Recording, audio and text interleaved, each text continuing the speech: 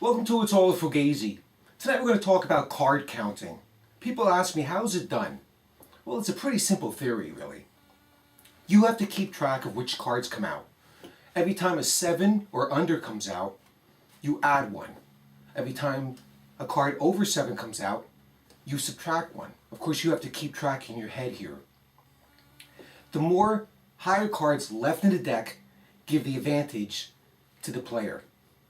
The more lower cards left in the deck give the advantage to the house. So you know that if there's a positive 12, let's say, which tells you that there's 12 higher cards left in the deck than the lower ones, you would increase your bet.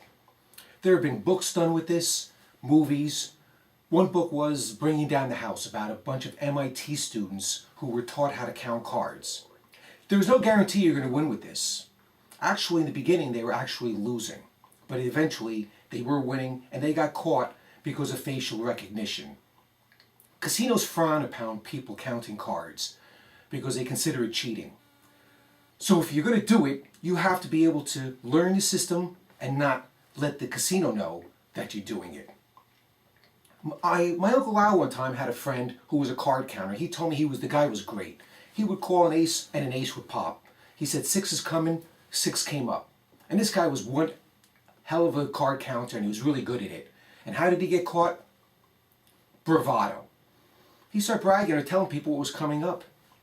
And pretty soon the casino, of course, realized this. And they would go back and look at all the hands. Because every time you play a hand in a casino, the eye in the sky is taping or filming that hand. And they will go back and review your playing. And if they think you're cheating by counting, they will ban you.